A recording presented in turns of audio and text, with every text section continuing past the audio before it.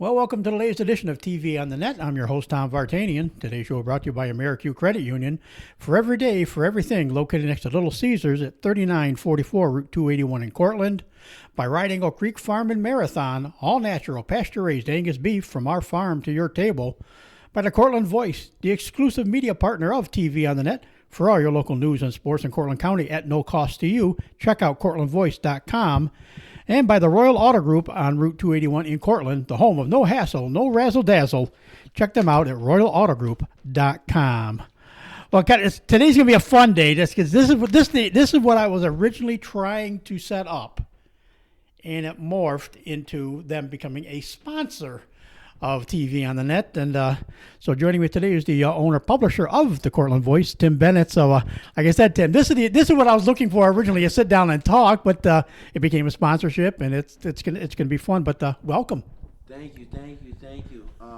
When you first reached out, I wasn't sure what you wanted to do with it, but I'm glad that we were able to form, a sponsorship / partnership to work together and bring the greater Cortland community everything that they wanted. More sports coverage, more good content, more content that's free and good for the community, Yeah, and I think the biggest thing I thought for me, like I said, yes, I'm on social media. Obviously, I'm out there on not only on the site here, the site that I have here, the email or the actual website address for this, but I am on some of the major apps out there, which is nice. But yes, the Cortland Voice now gives me that local platform where people may not have heard me on that, or some people heard I do it, but where do you find it? Now it's a local link to my podcast, through the Cortland Voice. So I think that's, like I said, and especially like these last two that have gone up. I've talked to a high school trainer, Elise Moran there, and that's up. I saw it, and the Danielle Bambola, and a lot of people go, well, who's Danielle? Well, she's a Suny Cortland golfer.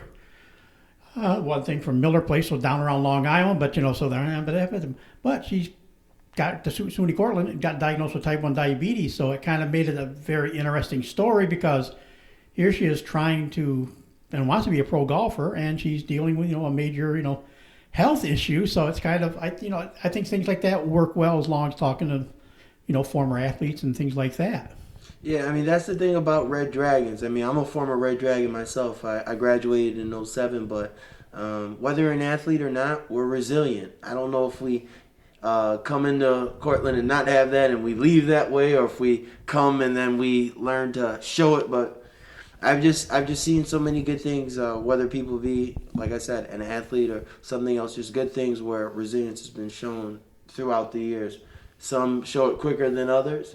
But, through life, through time, you figure things out, And like I said, I promised him we wouldn't go too deeply into his background, but he's from an area I worked a few years after I graduated from college. I worked in Rome, New York, worked for Carl's Drugs in the main offices.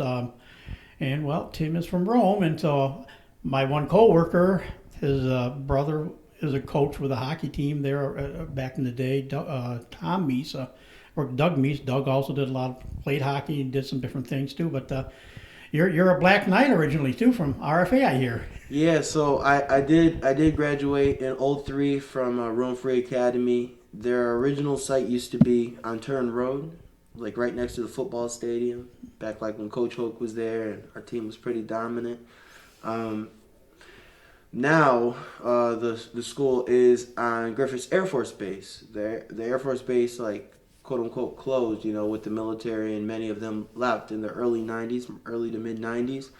But they kind of like repurposed the land. So like you have like AmeriQ is right there. Their headquarters is there. You also have DFAS, Defense for the Government. You also have Stewards, some really nice new hotels.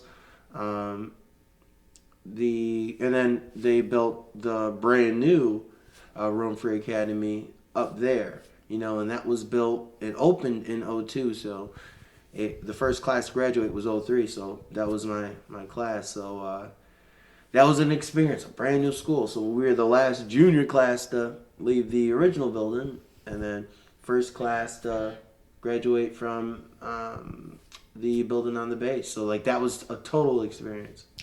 The thing I think that makes it interesting about that, because I worked with some guys that had been, you know, in the military and had ties to the base and could get on the base, and we played the golf course every time. Always kind of freaky playing on the golf course there and having a plane land on the runway. You're not, 700 yards from the runway almost, a couple of holes there. So, and it's funny in Rome, just history because of this, back to the Revolutionary War, Fort Stanwix and everything, and now it's going all modern, with what you like you said, the new high school there, and they're remorphing that part of Rome that was the air base into a very business tech area. So it's kind of an interesting mix. That's what I always found fascinating about Rome all the time. Anyways, I left this out too, and forgive me on this.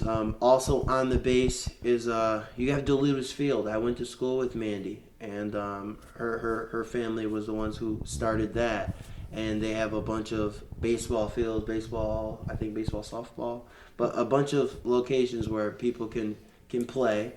It's right near like the big plane prototype that they had that you would drive past, when you first get on the base. But it's also that Duluth's Field is also right next to where Woodstock 99 was. So I mean that was right there. So. Well, I remember Duluth's Field because I covered a couple Lansing state title runs. They actually were playing the state. I think the state tournament actually was played at Duluth's Field a couple times because they had multiple fields and everything. So, so I'm familiar with that part of the base too. So it's it's kind of funny we shared a similar. I lived for 3 years in Rome, and you of course grew up in Rome. For sure. Then of course, as a lot of my guests have been of people have known, especially my earlier coaches and some of the athletes and everything, were Suny Cortland grads, and like you kind of mentioned already, you're a Suny Cortland grad. What brought you to Suny Cortland? So I applied at a bunch of different places. I took a tour at a bunch of different places, and I met like some of the staff when they had like their open houses. That made me want to come here. Also, it just randomly, like when I did the open house and they had us in a room, I do not remember what room it was, but I remember like looking to my left and my right, and I saw fellow students from my high school there, and by seeing them like take the tour too, that made me feel really comfortable. I didn't tell them I was coming, they didn't tell me. I saw a few of them, and they said, yeah, we got accepted. We're really going to go here. And I was like, huh. And then I, like, really took it in. I saw that I was only going to be about an hour and a half or so away from my family. I liked it, and some of the first people that I met here, I met Tom Spanbauer, head coach of the basketball team. He was always really good with me. One of the first people, another one of the first people I met, he said, hi, what's your name? And I told him my name was Timmy, and I asked him what his is. He goes, my name is Eric. And who he meant was Eric Bitterbaum. He came in 03, so that was the year I graduated. So I met him, he was one of the first people like I met and really got to talk to when I came. So like that was pretty awesome for me. Yeah, not too often the college president is actually introducing himself to students. But Eric's unique. I've had him, between knowing his daughter, she used to babysit one of my neighbors, and then of course the years with the Jets at camp, I got to know Eric quite a bit then and stuff. So yeah, so he's sometimes you question what he's doing, but he's and I know he's taking a lot of grief now over a lot of things, especially in the sports side. Well, why can't we have spectators outdoors? There's a lot of things you could go into, but I know they're following this. They're trying to be safe, and to me it makes sense. We're going to talk a little bit about trying to cover sports and COVID here in a little bit, but yeah, say these are the one group of athletes, the spring athletes, the SUNYAC decided, not just Cortland State, it was the whole SUNYAC. These are the kids that lost last year. So the best way we hopefully can get them in is get their seasons in is keep parents away, because you get people from out of state and you get everything. You already get that kind of mix anyways with the teams from kids from different states. So if you don't get spectators because they're coming from different states, because they're mostly the college students or parents, so they kind of want to try to keep it as enclosed as they could for this year. Yeah. So these kids don't lose a second full season, even though they do have 2 years of eligibility, they can use for post-grad work or finish grad work if they want. But so I kind of say it, well, gee, it'd be kind of nice to be able to see this stuff, but at the same time, I can see what they're trying to navigate at the same time. Yeah, the one thing I'm going to say off the start of your question, these things with COVID, that's not on Eric. I mean, that's, a lot of the things that are passed down are from, like, the health department, are from, like, a lot of times the leagues have to submit those different things, so, like, Suny, SUNYAC, some are state, some are national. So, as far as going to those games and whatnot, like, that's not like he can move a magic wand and make that happen, But getting back to it, yeah, I mean, I miss going to games and watching games and things like that too. But at the same time, that's forced many to go digital. It's forced many to watch the stream or to stream for others. Those who were advanced and knew how to do those things, I think they had a more smoother transition. And those who did not know how to do that, like if they're, when I say those who know how to do it, I'm saying those who are providing the service or those who are implementing the event, those people or those who might take, a card payment for something at a sports facility. A lot of those things, they're able to transition more and it might be a little easier for them. As to if you didn't know what you were doing or, if you're very limited with your staff or things like that, so knowledge is power. Yeah, well, that's what like I said, that's why I said you don't blame him a lot. He's following what's been told, and Yep. They said, yeah, we know the high schools are allowing fans, but really those fans are only 2 per player. They're basically the parents, and they're often the same communities. Whereas we could allow 2 fans per student, maybe something like that. You're going to get fans from possibly from California, from Florida, from Iowa, anywhere, depending on where the kids are from, especially too. So they're just saying we're mixing more of the United States and foreign countries into the mix of potential people being there. It's just not just that cluster of like local people. So to me, like I said, it makes sense. It is disappointing, but it makes sense at the same time. You're dealing with such a bigger demographic area than just say Homer, Cortland, Marathon, Dryden, something like that. Yeah, so, whatever we have to do to see people, to see increase in the health of the community, I'm with it. What we have to do, we do. I just want to see people healthy. I'm not trying to rush anything. I want to see people healthy, and that's what I care for. I want to see people healthy, and they don't. And for many to get their news, they can go online and they can see it. They don't got to run to the store, mailbox. They could run on their tablet, computer, phone. Right. I was going to ask you. Distance. Yep. I was going to ask you, beforehand with the RFA days. You play sports at RFA? I did. So I played basketball at RFA. That was pretty cool. That was a good experience. I'm still close to many of the members on the team. I'll shoot them a message, get a message back, things like that.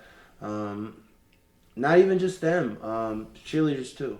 Because we back in the day, a lot of times we had 2 different buses, but I mean, if we stopped for food, we all stopped for food, whatever, or a lot of times we'd eat during the JV games in the cafeteria, things like that. So I still stay in contact with a lot of people from Rome.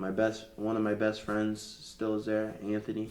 He's still there. He's very active in the community, so I love to see that. He keeps me in tune on what's going on, and if I can help in any way, whether it's me driving an hour and a half or me sending a donation or sending people to help him, But as far as I don't know if I said this, but when I went to RFA, I was the first class president, at the school. Did I say that or no? Nope, that's good though. It's good to know. So that was a different move for me. And I mentioned that because my ties to Rome, like I still have family and things like that still there, but they're strong. And as far as being the class president, if you're the class president, and this is might be news to anyone listening, you basically become almost like a wedding planner every 5 years, because the class reunion, and we had assistants like planning things when we were students, but that class advisor you do not have a class advisor once you are grown. Once you graduate, you are planning that. So I thank God that I do events and things like that, so I know how to do it, and they've been successful, and people have had fun, things like that. But if I didn't have that experience or those connections or things like that, it would have been rough. But like I said, we had a great class, 364 students. A good amount show up each time, and I don't just try to hit them up when it's time for the reunion. Sometimes I might send blast a message out, just saying, Merry Christmas or whatever. Hey, we're only a couple years away, just to get them going. And if any other conversation, or send old yearbook pics.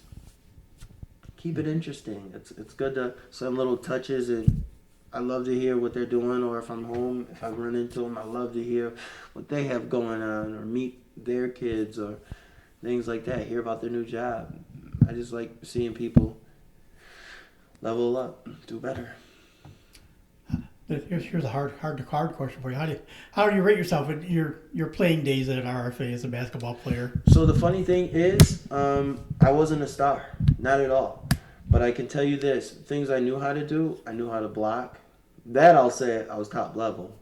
No, seriously.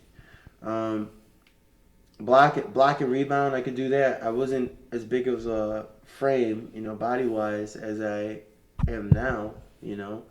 And I know obviously the people that might listen to this online can't really see it, but I'm 6'6", like 250 right now, and as a healthy 250.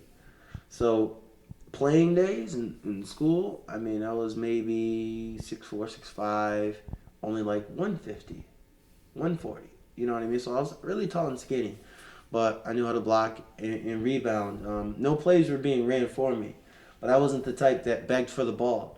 I always worked for it. And I believe that even still in life. I think I got that from there. Work for it. Sometimes it's going to be harder. I get the rebound, put it back up, or kick it out. But I was mainly defense. I wasn't really getting the ball. I wasn't. When I came to Cortland, it seems like I was a late bloomer. I learned to, I could dunk and everything. I dunked in a game in high school, but the difference of that summer going into my freshman year, that's where I really learned to take off.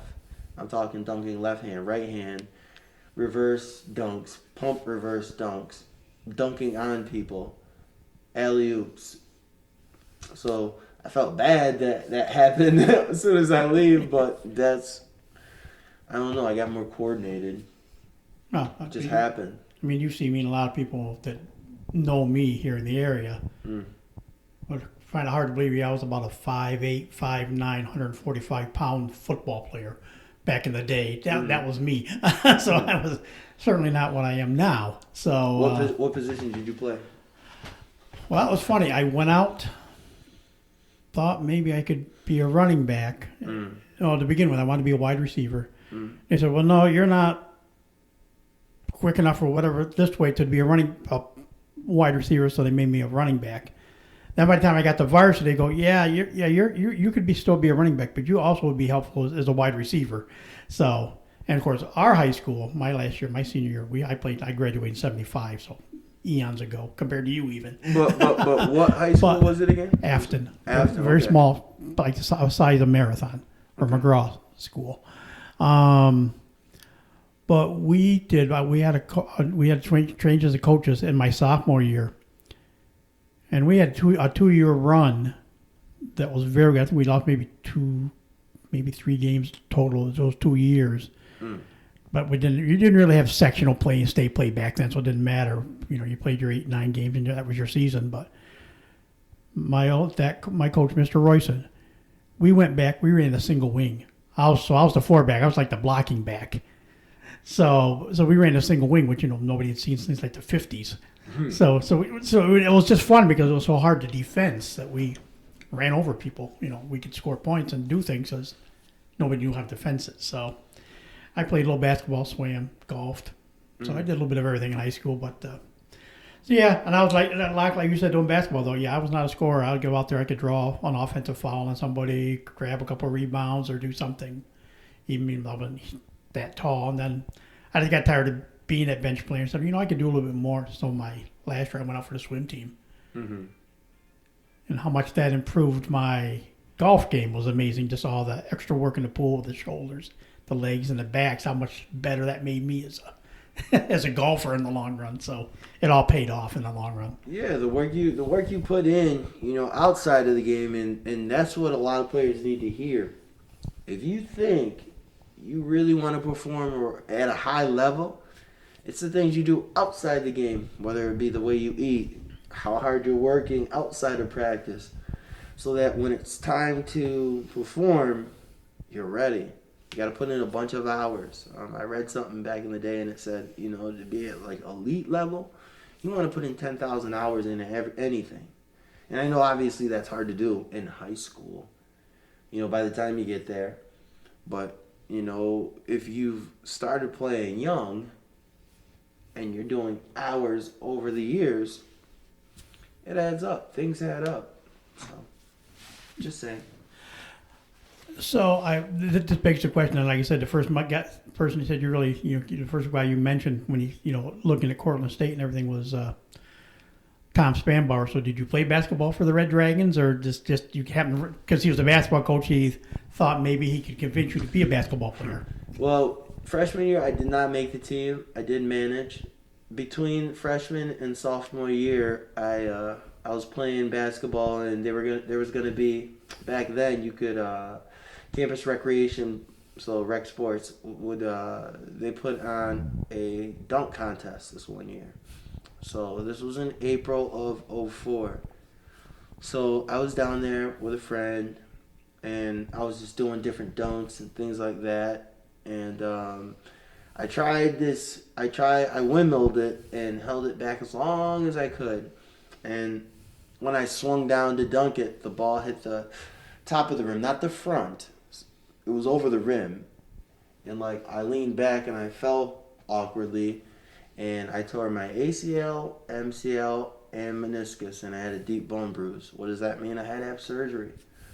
So I did, and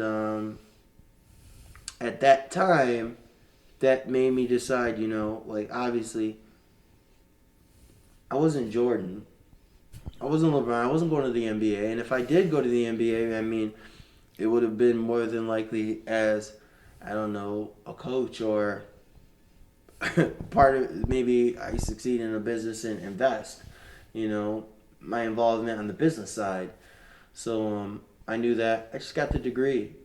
But I kept close ties to that department, athletics department, things like that. And I thank God for that, because through those connections, different things have happened in my life where it's really worked out. They're good and folks. I'm still close to, as an alum now, I'm still close to the team, whether that be donating to the team, whether that be when the basketball team travels to, whether it be Philadelphia or New York City, Long Island, or even Miami. I've traveled with the team, and donate to the team. So, because I want to see them have all have great experience, and it just feels good to me. Yeah, and it's funny. The one thing I say, so many people I talk to, the former coaches that came here and played, and stuff like that, or not some are coaching elsewhere.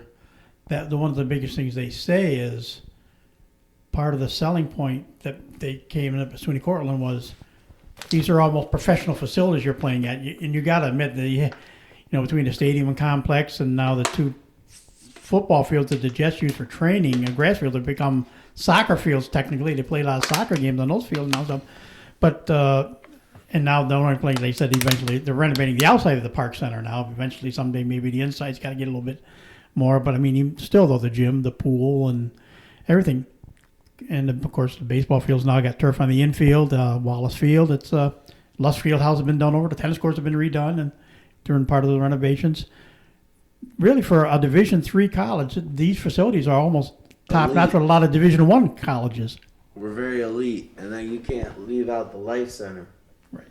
So we're elite, and we knew that. You know, you walk through Park Center, you see the ribbons and the trophies and their little Hall of Fame and the different parts of it's Cortland.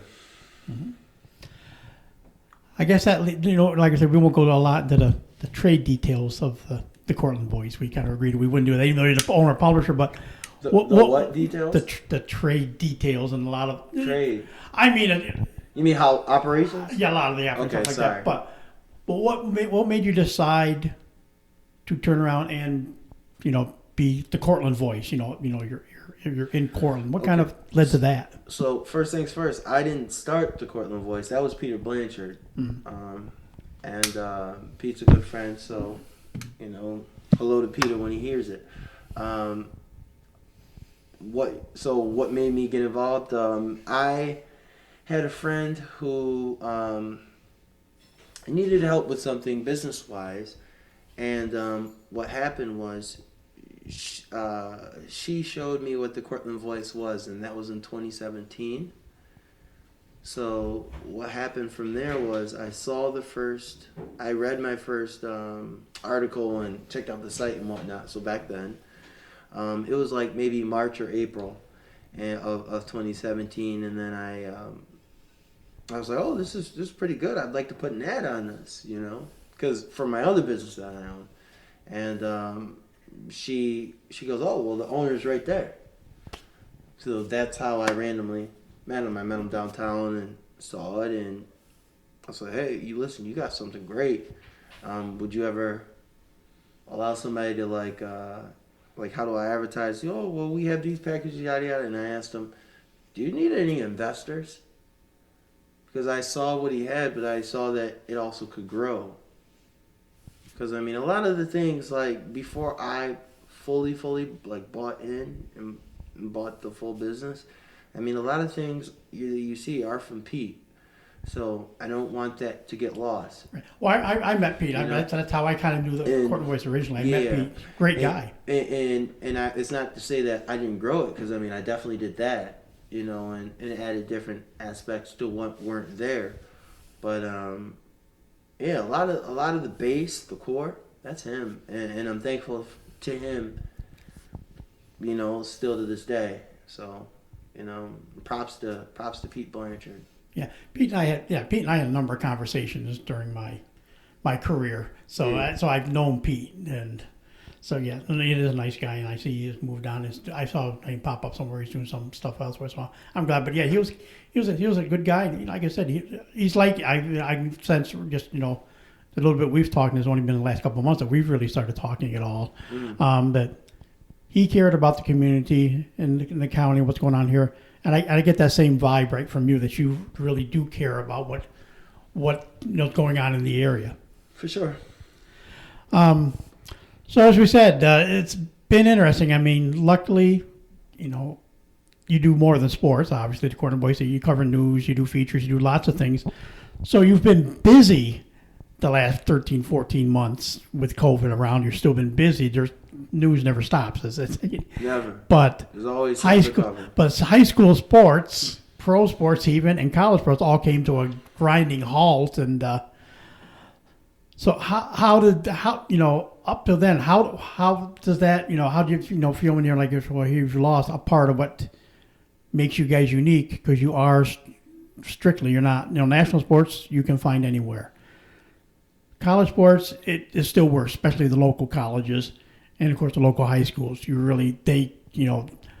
Cortland, Homer, even all the schools, all 8 schools here in the area that I've dealt with. DeRuyter, of course, is Madison County, but Cincinnatus, DeRuyter, Marathon is kind of on the fringe of Cortland County. I'm So you technically want me to name them quick? Oh, I got a way to do it. I can. Cincinnati's Cortland, Yep. Homer, McGraw, Marathon. Those are the 5 mains that Right. the Cortland Voice covers. But I know that you also probably hit Dryden. Yeah, we Probably Dryden, DeRuyter, and Groton. You were gonna say, right? Yep, those are the other 3 we did Yeah. that I did back in my day, and I did more of that before when I was in radio. I covered pretty much the whole IEC, which is Gotcha. another whole thing. But let's see, where was I going with that? But it was Sports coverage different. and things over the pandemic. Yeah. So how could how did you guys kind of handle that fact that you've lost a section of what makes you guys unique? It's you're so locally focused. How is that to deal with? I mean, to be honest with you, the thing is, you don't plant, you shift, you maneuver.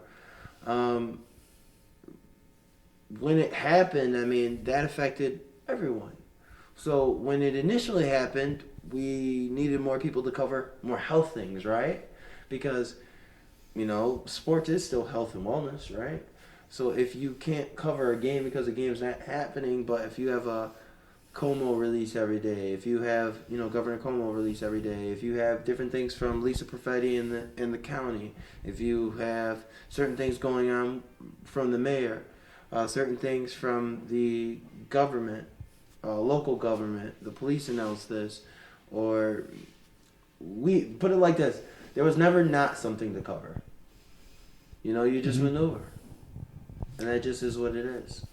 I guess I should throw the uniqueness of Cortland. Like I said, you're a Cortland alum. Yeah. The uniqueness that we've had for the last few years, and he's a guy I got to get on to a podcast. Maybe down the road here I'll be able to do it again when he's back concentrating more on his swimming side of things. But Brian Tobin, a Suny Cortland swim coach, and has been the mayor. So he's had he's been wearing a couple of different hats recently, but. It is interesting the fact that you probably got to know him a little bit anyways through being involved with Suny Cortland, but now him being the mayor, it's that's kind of an interesting combination there. It's a different lens because I did know him. I know him more obviously now, but I did know him as when I was a student because he was in the athletic department. We're both tall, so a lot of times tall people, if you can lock eyes and you're both have a good height, You see, tall knows tall. Right. And one thing I know you guys are doing when you are covering games now, you're doing it before the pandemic, and I know this will be part of how you do it. You don't just cover the game. I mean, you cover the game, you put, there's always details about who did what and everything like that, but you bring the video at the same time, so it's not always like the 1 or 30 second, 10 second, 15 second clip you'll see on TV. It's a longer clips. You get to see game highlights. There was a time where you guys actually streamed some games, especially for some playoff games and stuff. Mm-hmm. So, do you like that aspect that you're able to not only maybe report on the game, but you can also have like interviews with a coach on at the same time, or a player, or actually stream the game so if people can't get the game, they can see kind of what went on? Yeah, I mean, I always liked growing up. I always loved waking up the Sports Center. I love that aspect. So, I thank God that, it was an idea. We have a good team and we get it done. So, I see that the community loves it too. You love it, and a lot of other people say they love it too. And it shows with the engagement. It shows with our following, and there we have it, Yeah, like I said, I never got rich. 35 years covering high school sports between newspaper, some radio, and like I said, I couldn't stay out of this, so that's why I'm back.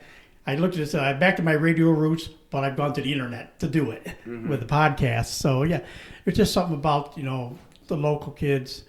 It's not like covering it. The thing I like about it is you're not covering a pro team that 90% of the guys are maybe there 4, 5, 6, 7, 10 years or whatever. You're guaranteed every 4 years, if you're lucky enough to get a guy that comes up to the varsity as a freshman, you're seeing new faces every 2 to 3 years. It's always fresh. It's always different. There's highs, there's lows with each team. The though some teams like the Marathon Soccer boys always seem to be really good. Homer football is fairly strong. Cortland is rebounding in football. I know Pete Reeves worked really hard to make that program stronger, and I think they will turn the corner more. I mean, they were at least 2-1 this year. I know after the Homer game, I think they did play one more game. I'm not sure how they made out. They ended up 2-2 or 3-1, but that's a big turnaround from what they've been doing. Is that part of what the allure of the high school is, of the college and high schools, that they are just a limited time here, you have a certain group, so there's always new people, new focuses, more potential features every year? I mean, to be honest with you, I mean, high school is what it is. I mean, like, you always have different, seniors. You'll always have different, just rotates. I mean, kind of that's like what life is. But the thing is, with it in high school, you do have that set amount of years. You know that it's going to be sometimes you see a stud 7th, 8th grader, but normally it could be like a 9th through 12th grader.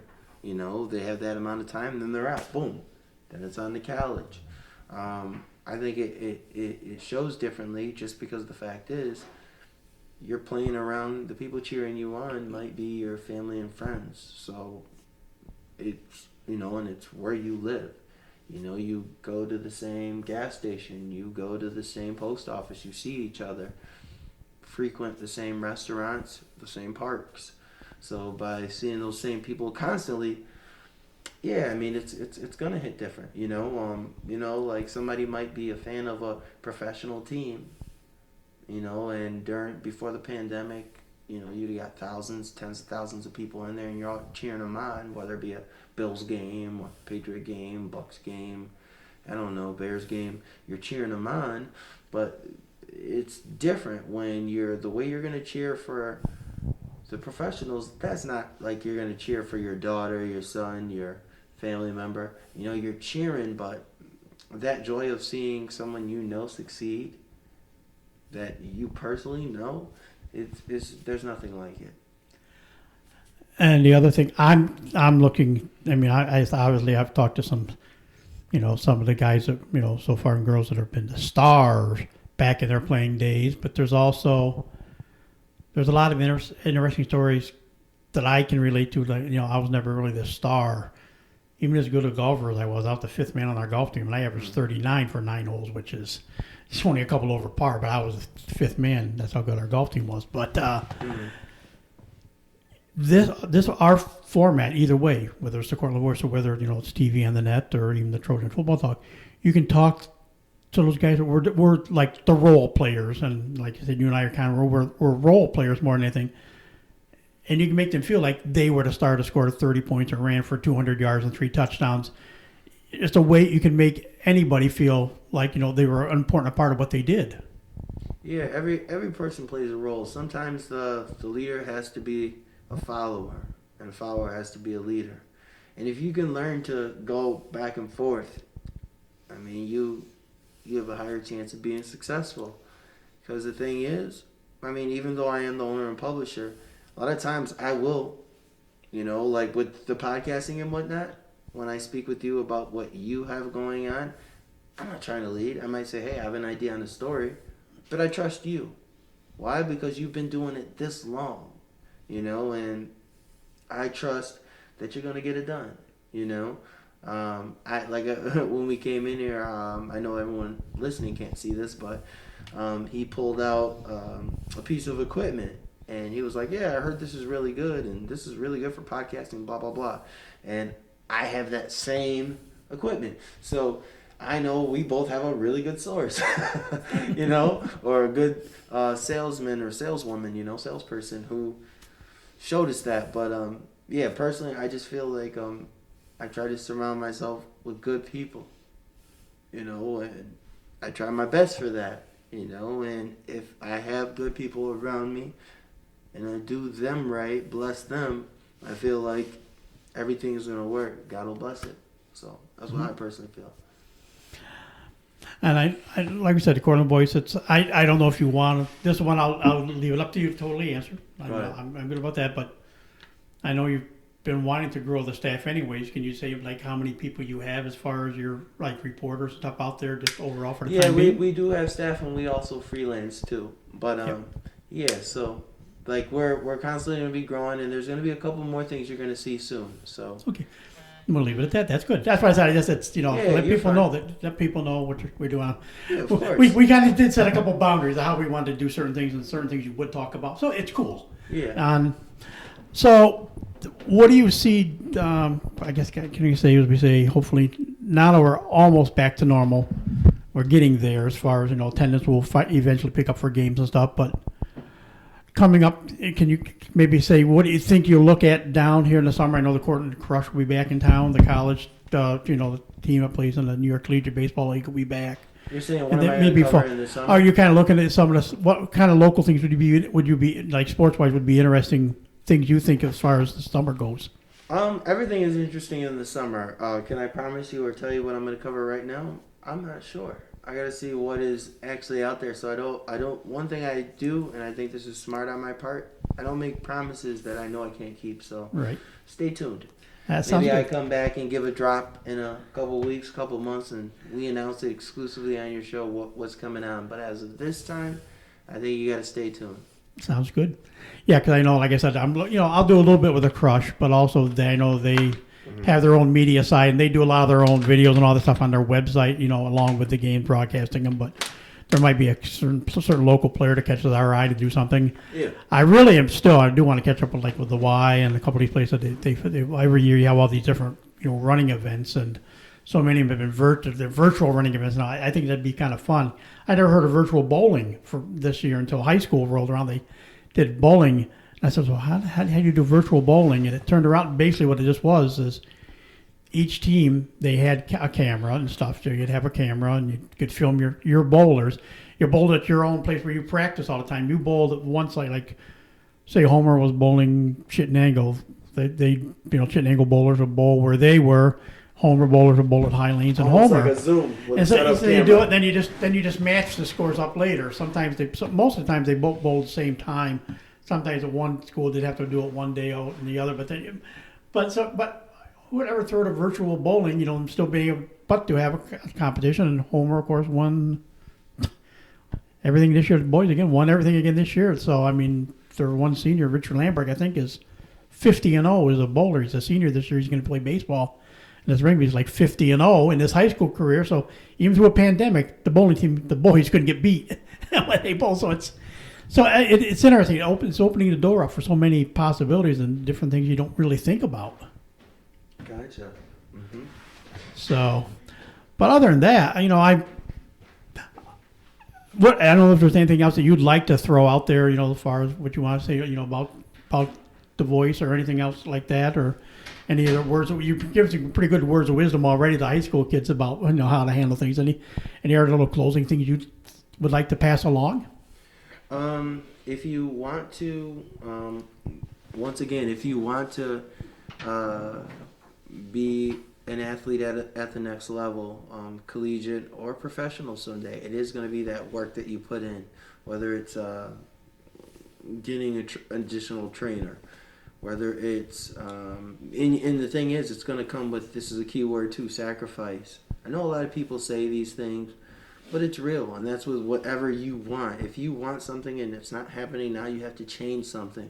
So if you're a young athlete, that might be less video games. That might be less watching Netflix. That might be less of something, and that might be just going in the gym and getting it done.